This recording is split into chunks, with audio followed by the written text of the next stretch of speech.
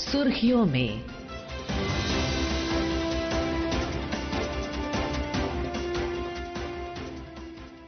ये आकाशवाणी है। प्रस्तुत है कार्यक्रम सुर्खियों में। इसके अंतर्गत सुनिए भारत और अंगोला के द्विपक्षीय संबंधों पर चर्चा। इसमें भाग ले रहे हैं जवाहरलाल नेहरू विश्वविद्यालय में प्रोफेसर अजय कुमार दुबे। कार्यक्रम का संचालन कर रहे हैं मनोज पाठक। राष्ट्रपति द्रौपदी मुर्मू इन दिनों अंगोला की यात्रा पर हैं।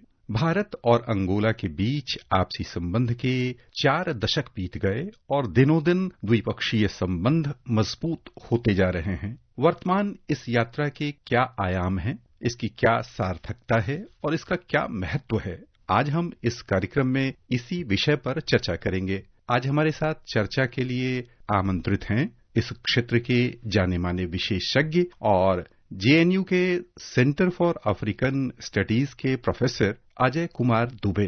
अजय जी, कार्यक्रम में आपका स्वागत है। धन्यवाद। पहला सवाल हमारा यही होगा कि अफ्रीका में भारत की विदेश नीति के व्यापक संदर्भ में राष्ट्रपति की अंगोला यात्रा कितनी महत्वपूर्ण है? ये बहुत ही महत्वपूर्ण है क्योंकि भारत ने जो अफ्रीका के साथ अपने संबंध जोड़ने की नीति अपनाई है, उसमें एक सबसे बड़ी कमजोरी जो अफ्रीकी देश भारत को बार बार बता रहे थे कि जो उच्च स्तरीय विजिट होती हैं, पॉलिटिकल विजिट होती हैं, वो दोनों तरफ से नहीं हो रही हैं। सिर्फ अफ्रीका के तरफ से हो रही है और भारत के तरफ से नहीं हो रही है। तो प्रधानमंत्री मोदी ने इस चीज को पूरा करने के लिए, जब से प्रधानमंत्री का दायित्व संभाला है, तब से इस कमी को पूरा करने के लिए वो खुद भी अफ्रीका बार बार जाते हैं। हमारे जो राष्ट्रपति हैं, उपराष्ट्रपति हैं, उनको भी बार बार अफ्रीकन कंट्रीज के जो विजिट है उसको कार्यान्वित करने के लिए वो प्रोत्साहित करते हैं। और इसी क्रम में जो उच्च स्तरीय राजनीतिज्ञ की वहां पे जो यात्रा होती है, अंगोला के लिए भी उसी परिप्रेक्ष्य में देखना चाहिए। लेकिन अंगोला बहुत मामलों में भारत के लिए और देशों से ज्यादा महत्वपूर्ण भी है। यहाँ पर श्रोताओं, हम आपको ये जानकारी देना चाहेंगे कि दोनों देशों के राष्ट्रपतियों के बीच आपसी बैठक हुई, द्विपक्षीय महत्व के कई बिंदुओं पर चर्चा हुई और कुछ समझौता ज्ञापनों पर भी हस्ताक्षर हुआ। इस बीच राष्ट्रपति ने संवाददाताओं को संबोधित करते हुए कहा, भारत का अफ्रीका के साथ एक विशिष्ट और ऐतिहासिक संबंध है। हम इंडिया अफ्रीका फोरम समिट के ढांचे के अंतर्गत सभी अफ्रीकी देशों, विशेषकर अंगोला के साथ साझेदारी के प्रति प्रतिबद्ध है।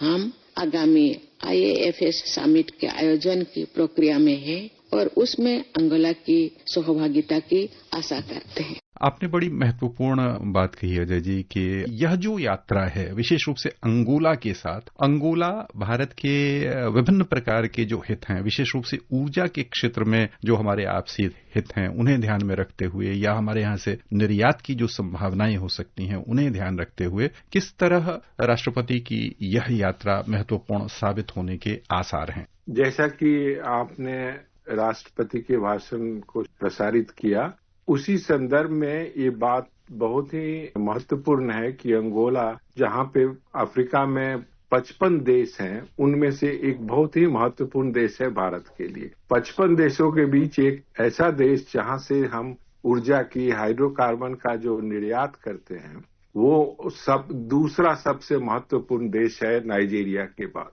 तो बहुत ही मात्रा में वहां से हम हाइड्रोकार्बन का निर्यात करते हैं और जिसकी संभावनाएं बढ़ती जाती हैं। आपको जैसा पता होगा दर्शकों को कि 85% दुनिया के जो डायमंड है वो भारत में हम तराशते हैं और अंगोला दुनिया का एक बहुत ही महत्वपूर्ण और बहुत ही बड़ा उत्पादक है डायमंड में। और वहां से डायमंड सीधे भारत आने के लिए भी कोशिश की जा रही है क्योंकि ये सारे दूसरे रूट होकर बेल्जियम और दूसरे रूट से आते हैं, तो यहाँ आए और यहाँ पे इसका निर्यात बढ़े। साथ साथ भारत ये भी कोशिश कर रहा है कि सुरक्षा के क्षेत्रों में भारत ने बहुत सारे डिफेंस इक्विपमेंट्स प्रोड्यूस करने शुरू कर दिए हैं। अफ्रीकी देशों की डिमांड है और अंगोला इसके लिए देख रहा है कि जहाँ पे एफिशिएंट जो हमारे आर्म्स एंड अम्युनिशंस हैं उनको इंपोर्ट करें और काफी सस्ते दरों पे। तो भारत ये कोशिश कर रहा है कि एक निर्यातक देश के रूप में इसको एक्सपोर्ट के लिए अंगोला में भी अपनी कोशिश तलाश करे। डिजिटल इकोनॉमी के क्षेत्र में भी हम वहां पे भी कुछ अपनी जो अचीवमेंट है उसको शेयर करना चाहते हैं, हेल्थ सेक्टर में शेयर करना चाहते हैं। तो बहुत सारे इन क्षेत्रों में हम बहुत ही अच्छा पोटेंशियल देखते हैं और ये जो विजिट है हमारे राष्ट्रपति का उस क्षेत्र में ये बहुत सहायता करेगा, क्योंकि अभी कुछ दिन पहले वहां के राष्ट्रपति आए थे तो इन सारी चीजों पे बात हुई थी, इसके लिए एग्रीमेंट स्टार्ट किए गए थे और ये राष्ट्रपति के विजिट करने के बाद ये इनमें से बहुत को कार्यान्वित किया जा सकता है। श्रोताओं, गौरतलब है कि पिछले 6 महीने के दौरान भारत और अंगोला के बीच उच्च स्तरीय न केवल वार्ताएं हो रही हैं बल्कि राष्ट्र प्रमुख एक दूसरे के देशों की यात्रा भी कर रहे हैं। राष्ट्रपति द्रौपदी मुर्मू ने अपने संबोधन में कहा कि भारत और अंगोला के बीच बढ़ते हुए संबंध अनेक अवसर अनेक क्षेत्रों में उत्पन्न कर रहे हैं। भारत अंगोला के ऑयल एंड गैस का एक प्रमुख बायर है। हमारी ऑयल एंड गैस कंपनियां अंगोला के साथ लॉन्ग टर्म परचेज कॉन्ट्रैक्ट में प्रवेश करने की इच्छुक है। भारतीय ऑयल एंड गैस कंपनियां अंगोला में ऑनशोर और ऑफशोर अपस्ट्रीम प्रोजेक्ट्स में निवेश करने की भी इच्छुक है। यहाँ पर हम ये समझना चाहते हैं कि अंतर्राष्ट्रीय जगत में भारत कच्चे तेल का आयात अपने यहाँ करके उसे संशोधित करके वैल्यू ऐड करके किस तरह अन्य देशों में भेज रहा है। यहाँ मूल हमारा प्रश्न इस बात पर है कि अंगोला के साथ भारत की अपनी ऊर्जा आवश्यकताओं में पूर्ति के साथ साथ उससे लाभ कमाने की दिशा में हमारे लिए क्या संभावनाएं बन रही हैं।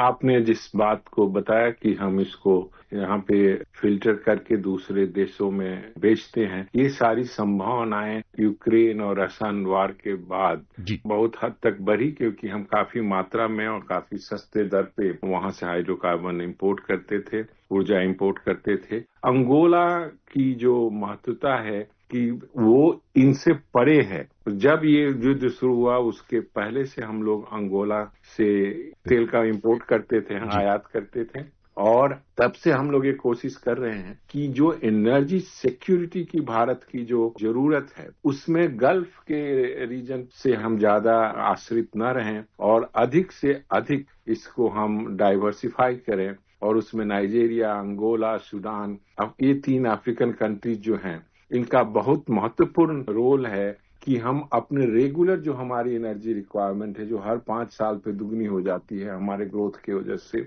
उस पे हम डोमेस्टिक कंजम्पशन के लिए एक रेगुलर सप्लाई करें। तो अंगोला की जो सप्लाई लाइन है वो यूक्रेन और रशियन वार के बाद की जो हमें संभावनाएं आई हैं उससे कुछ अलग है और इसकी जो जरूरत है वो उसके बाद भी है। अभी आपने अजय जी चर्चा की थी डिजिटल लेन देन की, जो तकनीकी क्रांति हमने वैश्विक स्तर पर सबसे पहले अपने लेन देन को ट्रांसपेरेंट ही न केवल किया है बल्कि बहुत क्षमतावान बनाकर धन के आदान प्रदान और एकल स्तर पर छोटे छोटे स्तर पर बहुत बड़ी हमारी यूपीआई प्रणाली सफल हुई है। तो दोनों देशों के बीच इस आयाम को बढ़ावा देते हुए हम समझना चाहेंगे कि कुछ नए क्षेत्र जैसे नवीकरणीय ऊर्जा, डिजिटल प्रौद्योगिकी, स्वास्थ्य और कृषि जैसे क्षेत्र, वहां हम परस्पर एक दूसरे के लिए किस तरह लाभप्रद स्थिति बना सकते हैं। इन सारे फील्ड में जिसका नाम आपने लिया, भारत एक अग्रणीय देश है और ये तैयार भी है कि जो हमारे मित्र देश हैं और जिनके साथ हम साउथ साउथ कोऑपरेशंस की, जिसको हम ग्लोबल साउथ पे जो हमारी इनिशिएटिव है उसमें हम अपनी तकनीक, अपनी जो रिसोर्सेज, अपनी जो इक्विपमेंट्स हैं उनको उनके साथ शेयर करें। जो साउथ के देश हैं ये इन चीजों को बहुत अच्छी तरह से अप्रिशिएट कर पाएंगे और एब्जॉर्ब कर पाएंगे। तो इन सारी चीजों में भारत कोशिश कर रहा है, युगांडा में भी और सब जगह। और जैसा कि राष्ट्रपति ने अपने संबोधन में कहा कि हम इंडिया अफ्रीका फोरम समिट के अंदर अपने संबंधों को मजबूत करना चाहता है, उसमें अंगोला का सबसे बड़ा रोल है। अंगोला के जो प्रेसिडेंट हैं वो करंट अफ्रीकन यूनियन के चेयरमैन हैं और भारत ये कोशिश कर रहा है कि जो 2008 में इसने इंडिया अफ्रीका फोरम समिट का सिलसिला शुरू किया था, जो पिछले 2-3 साल से कोविड के बाद रुक गया था, उसको जो अंगोला के राष्ट्रपति हैं, अफ्रीकन यूनियन के चेयरमैन हैं, उनके सहयोग से उस श्रृंखला को फिर आगे बढ़ाया जाए। यहाँ पर अजय जी, यदि ये समझना चाहेंगे कि भारत और अंगोला मिलकर संयुक्त राष्ट्र, G77, ब्रिक्स, अंगोला अप्लाइड और अंतर्राष्ट्रीय सौर गठबंधन जैसे जो बहुपक्षीय मंच हैं, वहां पर हम किस तरह सहयोग कर सकते हैं और अपने दोनों देशों की आवाज मुखर रूप से पहुंचा सकते हैं विश्व समुदाय को?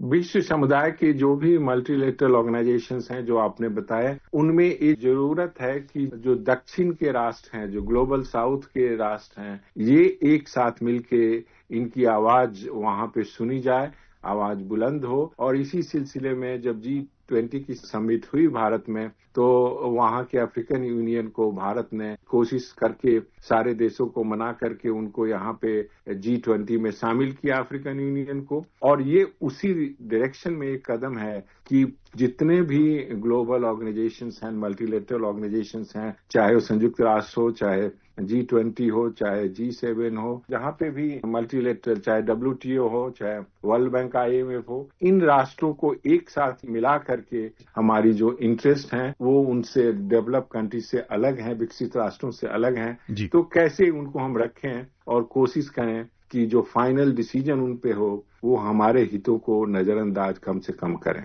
यहाँ पर अजय जी, यदि हम ये समझना चाहे कि भारत की ऋण सहायता जो अंगोला को पहुंची है, ITEC प्रशिक्षण और छात्रवृत्ति जैसी विकास साझेदारियां रही हैं अंगोला के लिए, उसने अंगोला के क्षमता निर्माण को किस तरह प्रभावित किया है? क्या हम जो मॉडल विकसित हो रहा है उसका लाभ अन्य अफ्रीकी देशों के साथ अपने संबंध मजबूत करने के लिए उपयोग कर सकते हैं?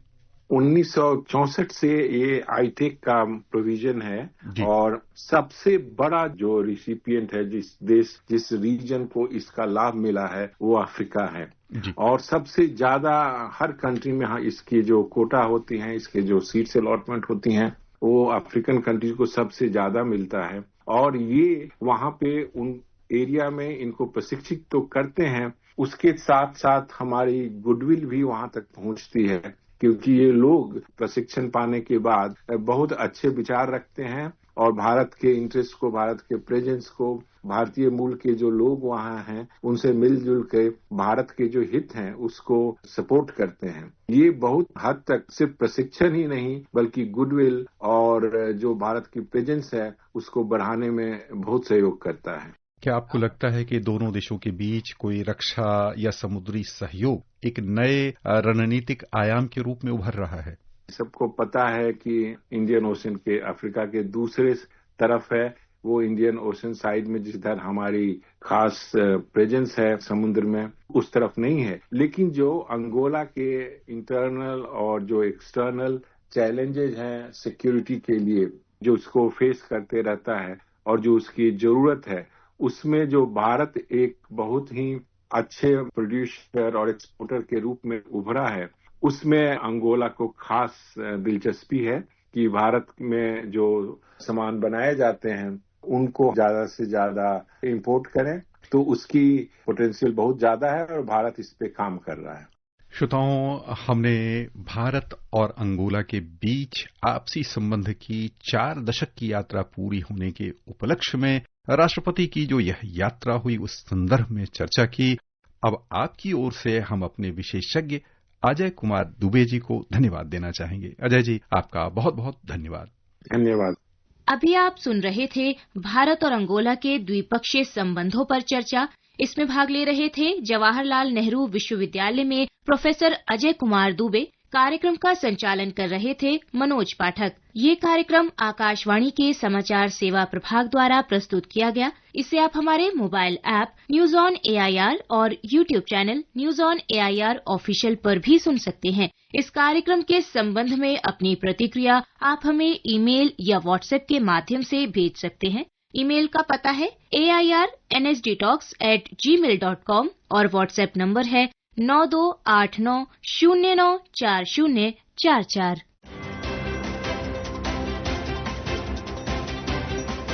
सुर्खियों में